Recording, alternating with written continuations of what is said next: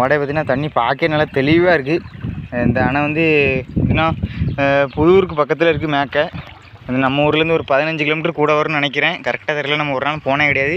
ஒரு நாள் போய் பார்க்கணும். பார்த்திங்கன்னா இது வந்து எப்பவும் தண்ணி வந்து திறந்து விட்டாங்கன்னா ஒரு 1.5 மாதம் இருக்குது. இது வந்து வருஷம் தவிர 100 நாள் விட்டுருவாங்க. கரெக்டாக 3 மாதம் வரும் தண்ணி. இந்த இடம் வந்துன்னா பொங்கலுக்கு அப்புறம் தான் திறந்து விட்டாங்க தண்ணி. அந்த ஒரு 3 நாள் மழை பெஞ்சையில் தான் வந்துச்சு. ஏதோ ஒரு புயல் சொன்னாங்க. அந்த புயல் பேர் மறந்து போச்சு. அந்த புயலுக்கு அப்புறம் தான் தண்ணி பேர் வச்சு.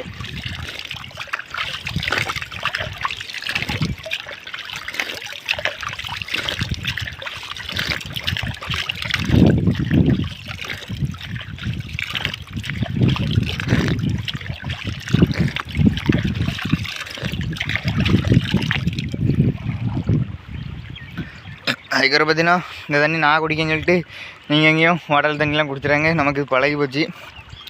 திடீர்னு புதுசாக யாரும் தண்ணி குடிச்சிங்கன்னா ஒத்துக்கிடாது. அதனால் யாரும் அவசரப்பட்டு எதையும் குடிச்சிட்டு தண்ணிருக்காங்க.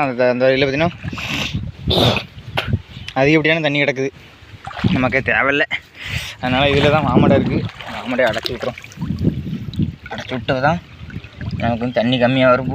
ரொம்ப அதிகமாக கிடந்துச்சின்னா அப்புறம் சேர எனக்கு அந்த மரத்தில் தான் மஞ்சள் மரத்தை ஒரு 5-6 கொப்பை வந்து வெட்டி விடணும். இனிமேல் வந்து அந்த வரப்பை வெட்டிட்டு பார்க்கலாம். சரியா?